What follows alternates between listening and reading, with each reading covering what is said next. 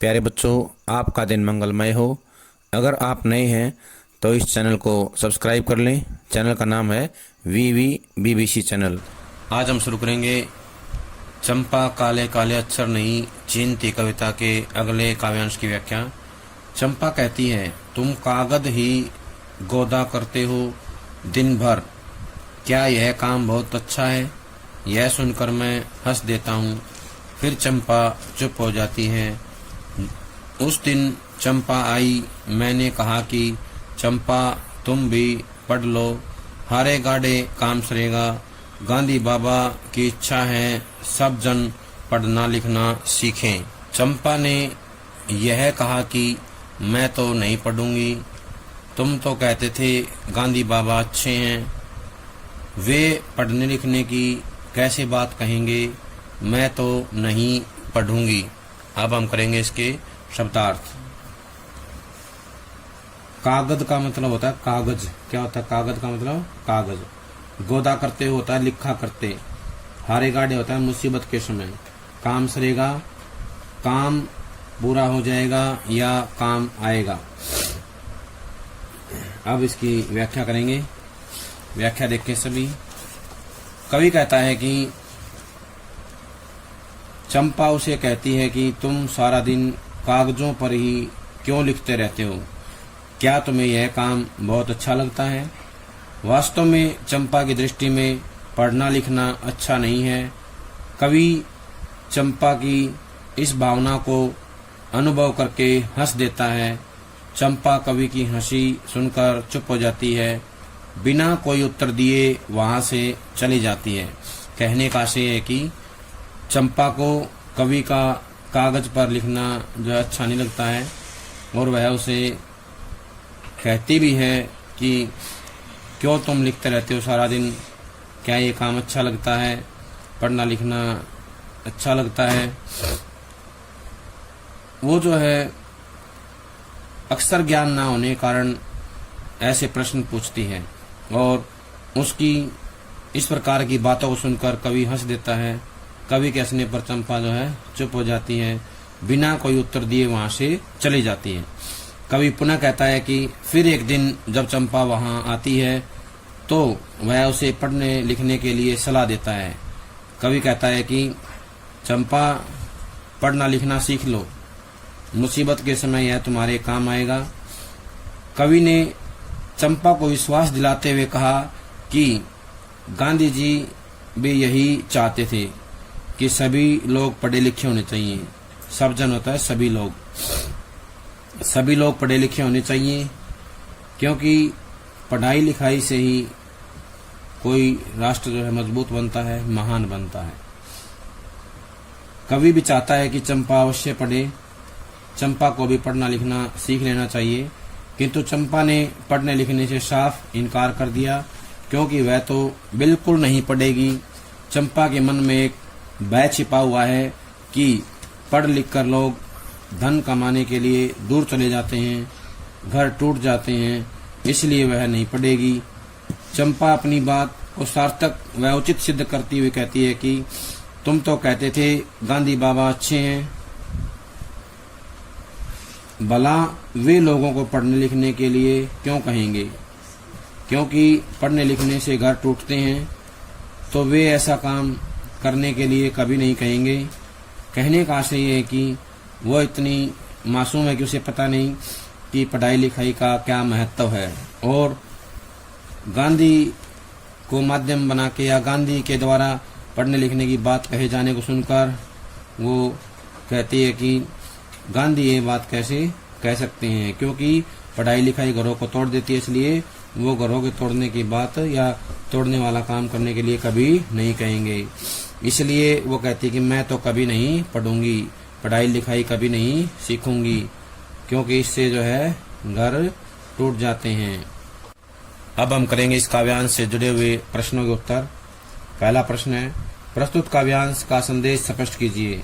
तो बताना है, इस कविता में कवि ने ग्रामीण क्षेत्र में शिक्षा के अभाव की ओर संकेत करते हुए उसे दूर करने की प्रेरणा दी है। शिक्षा के अभाव को दूर करने की प्रेरणा दी है। अगला प्रश्न है, कवि की क्या कामना व्यक्त हुई है?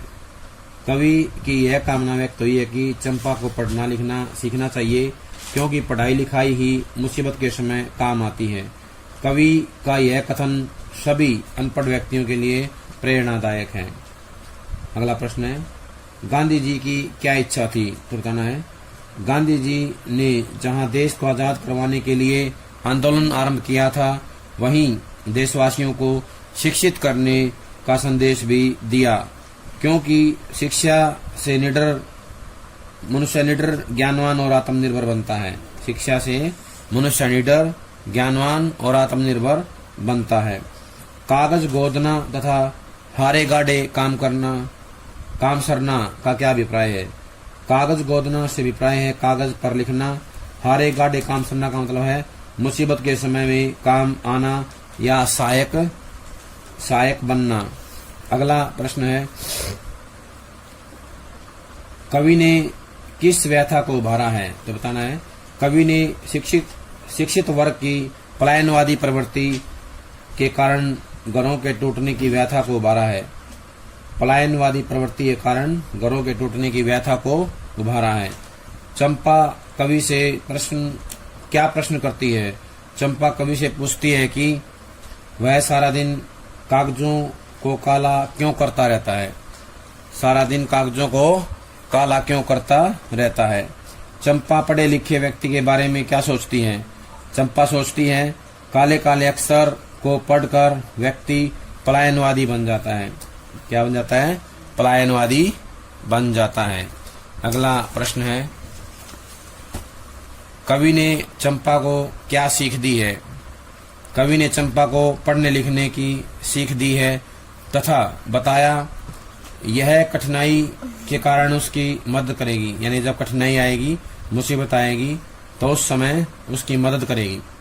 कवि के अनुसार गांधी जी शिक्षा के क्षेत्र में क्या चाहते हैं? गांधी जी चाहते हैं कि हर आदमी पढ़ा लिखा होना चाहिए। अवतरण का काव्य सौंदर्य क्या है? तो बताना है, कवि ने यहाँ चंपा को पढ़ने लिखने की सलाह दी है। निरक्षर चंपा की मनोभावना उभर कर सामने आई है। वह पढ़ने लिखने के काम को अच्छा नहीं मानती। अनुप्रास अलंकार का स्वाभाविक प्रयोग किया गया है। संवाद शैली का प्रयोग है। प्रसाद गुण युक्त खड़ी बोली सहज सरल व प्रवाहमय रूप में आई है। अगला काव्यांश है, मैंने कहा कि चंपा पढ़ लेना अच्छा है। ब्याह तुम्हारा होगा, तुम गोने जाओगी। कुछ दिन बालम संग साथ रह चला जाएगा। जब कलकत्ता, बड़ी दूर है वह कलकत्ता। कैसे उसे संदेशा दोगी, कैसे उसके पत्र पढ़ोगी। चंपा पढ़ लेना अच्छा है। चंपा बोली, तुम कितने झूठे हो, देखा? हाय राम, तुम पढ़ लिख कर इतने झूठे हो। मैं तो ब्याह कभी न करूंगी, और कहीं जो ब्याह हो गया तो मैं अपने बालम को संग साथ रखूंगी। कलकत्ता मैं कभी न जाने दूंगी। कलकत्ते पर बजर गिरे। अब इसके कठिन शब्द देखें। पहला है बालम, उसका मतलब होता है पति। बालम का मतलब होता है पति। गौना होता है पति के घर जाना, ससुराल जाना। संदेशा होता है संदेश, संदेशा होता है संदेश। वज्र गिरे होता है वज्र गिरना या विपत्ति का आना। अगला है संदेशा होता है संदेश। संदेशा क्या होता है? संदेश। अब हम इसकी व्याख्या करेंगे। कवि कहता है कि जब चंपा को समझाते हुए कवि कहता है कि कुछ पढ़ना लिखना सीख लेना अच्छी बात है। चंपा को समझाते हुए कहता है कि पढ़ना लिखना सीख लेना अच्छी बात है, तुम्हें पढ़ना लिखना आना चाहिए। जब तुम्हारी शादी होगी और तुम ससुराल चली जाओगी, वहां पर तुम्हारा पति तुम्हारे साथ कुछ समय रहेगा और उसके बाद कलकत्ता चला जाएगा, क्योंकि कलकत्ता बहुत दूर है और काम करने के लिए हर व्यक्ति को बाहर घर से जाना पड़ता है। इसलिए वह रोजगार के लिए तुमसे दूर चला जाएगा, अथवा वह कलकत्ता जैसे बड़े नगर में रहने के लिए या काम करने के लिए चला जाएगा। कलकत्ता बहुत दूर है, तो तुम उसे अपना संदेश कैसे भेजोगी, किस प्रकार अपने बारे में उसको लिख पाओगी, और उसका पत्र आएगा तो उसे कैसे पढ़ सकोगी। इसलिए यदि पढ़ना लिखना आ जाए तो अच्छा ही होगा। इस प्रकार तुम जो है उसे पढ़ने लिखने के बाद या पढ़ना लिखना सीख लेने के बाद अपने पति के पत्र का उत्तर दे पाओगी और उसके पत्र को पढ़ करके उनके बारे में कुशल जान पाओगी। इसलिए चंपा पढ़ लेना अच्छा है। इस तरह कवि उसे पढ़ने लिखने की आवश्यकता को समझाता है, किंतु चंपा पर उसकी बात का कोई प्रभाव नहीं पड़ता है, कोई असर नहीं पड़ता है। चंपा कवि की बातें सुनकर अपनी प्रतिक्रिया व्यक्त करती हुई कहती है कि तुम कितने झूठे हो गए हो, देखा तुम पढ़ लिख कर कितने झूठे बन गए हो, और ये बड़े दुख की बात है कि पढ़ लिख कर तुमने झूठ बोलना सीख लिया है और मेरे साथ छल कपट की बातें करते हो। मैं तुम्हारी बातों में नहीं आऊंगी, मैं तुम्हारे बहकावे में आकर पढ़ने लिखने का प्रयास नहीं करूंगी। ब्याह करने की बात कहते हो तो मैं ब्याह नहीं करूंगी। यदि किसी प्रकार मेरा विवाह हो जाता है तो मैं अपने पति को अपने पास रखूंगी, कहीं भी उसे दूर नहीं जाने दूंगी। उसे कलकत्ता तो बिल्कुल भी नहीं जाने दूंगी। कलकत्ते पर वज्र गिरे, उसका सत्यानाश हो जाए। कहने का आशय ये है कि चंपा इतनी मासूम है, इतनी नादान है कि उसे बिल्कुल भी पता नहीं कि वो क्या कह रही है और उसका परिणाम क्या हो सकता है। केवल वो जो है अपने भोलेपन और हठीपन के माध्यम से ही ऐसी बातें वो कहती हैं, इस प्रकार के भाव अभिव्यक्त करती है और कवि को ये बताने का प्रयास करती है कि वो बिल्कुल भी नहीं पढ़ना चाहती है, पढ़ाई के प्रति उसका कोई रुझान या कोई लगाव नहीं है। अब इस काव्यांश से जुड़े हुए प्रश्न करेंगे। पहला प्रश्न है, प्रस्तुत काव्यांश में कवि ने नारी शिक्षा के विषय में क्या बताया है। तो बताना है, कवि ने इस काव्यांश में नारी शिक्षा के विषय में संदेश दिया है कि नारी का शिक्षित होना अति अनिवार्य है। जीवन में शिक्षा ही सदा साथ देती है। इतना अवश्य पढ़ें कि पत्र लिख व पत्र पढ़ सकें। इस छोटे से काम के लिए किसी पर निर्भर न रहें। चंपा का पति कलकत्ते क्यों जाएगा।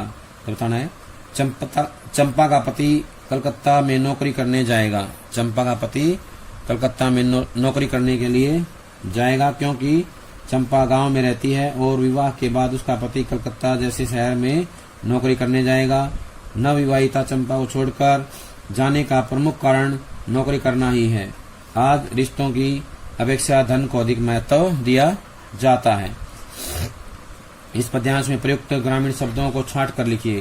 तो बताना है, ब्याह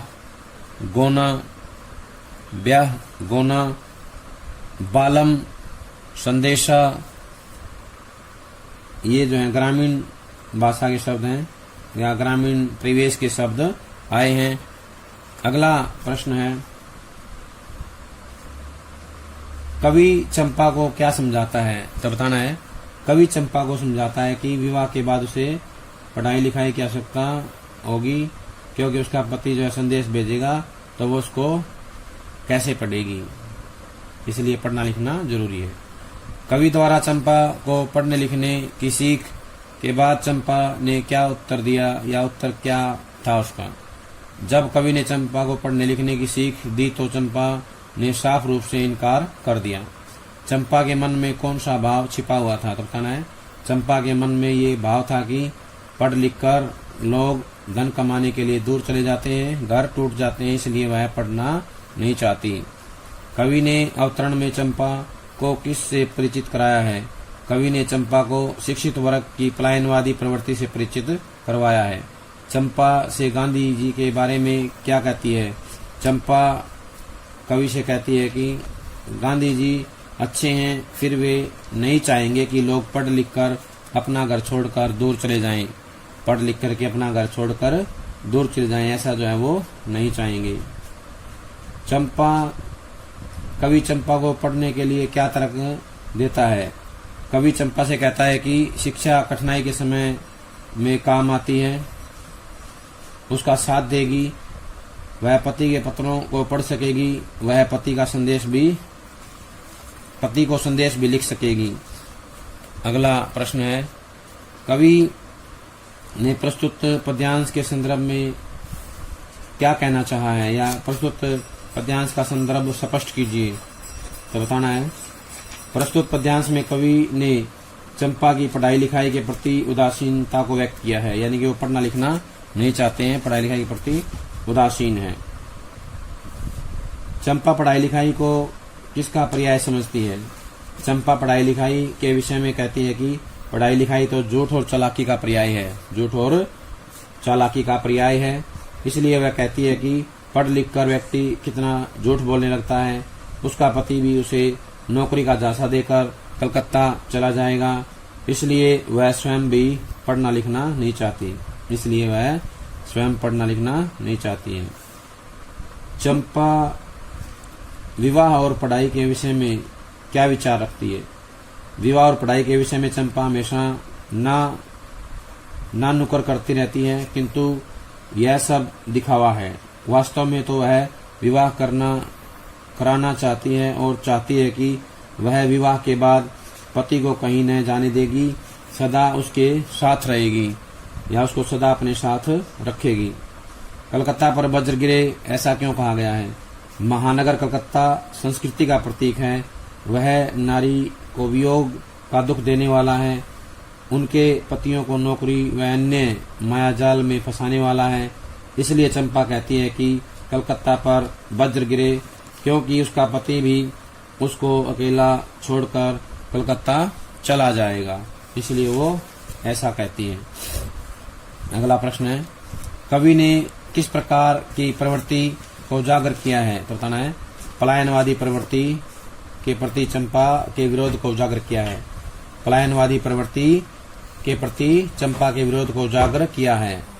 चंपा की किस के प्रति चिंता व्यक्त हुई है? चंपा की भविष्य के प्रति चिंता व्यक्त हुई है। वह पति के दूर चले जाने के डर से विवाह नहीं करना चाहती। कवि चंपा को किस चीज का महत्व समझाता है? कवि चंपा को पढ़ाई लिखाई का महत्व समझाता है। वह उसे बताता है कि वह शिक्षा के अभाव में न तो अपने पति को कलकत्ता संदेश भेज सकेगी और न ही उसकी चिट्ठी पढ़ सकेगी। अगला है, चंपा कवि पर क्या आक्षेप लगाती है? चंपा कवि पर झूठा होने का आक्षेप लगाती है। वह कहती है कि कवि झूठा है। क्या कहती है? कवि झूठा है। और कहीं जो ब्याह हो गया तो मैं बालम को संग साथ रखूंगी। इस पंक्ति का क्या आशय है? उक्त पंक्ति का आशय यह है कि यदि चंपा का विवाह हो गया तो वह हमेशा अपने पति को अपने साथ रखेगी, अर्थात वह उसे अपने से दूर नहीं होने देगी। चंपा गुस्से में कलकत्ते के बारे में क्या कहती है? चंपा गुस्से में कहती है कि कलकत्ता पर वज्र गिरे, वज्रपात हो जाए, अर्थात कलकत्ता नष्ट हो जाए, क्योंकि कलकत्ता के नष्ट होने पर पढ़े लिखे लोग वहां ना जा सकेंगे। अब हम करेंगे इसका काव्य सौंदर्य। अवतरण का काव्य सौंदर्य क्या है? तो बताना है, कवि चंपा को पढ़ने लिखने का महत्व समझाता है। कवि ने यहाँ चंपा को शिक्षित वर्ग की पलायनवादी प्रवृत्ति से भी परिचित करवाया है। अनुप्रास अलंकार का स्वाभाविक प्रयोग किया गया है। शांत रस और प्रसाद गुण विद्यमान है।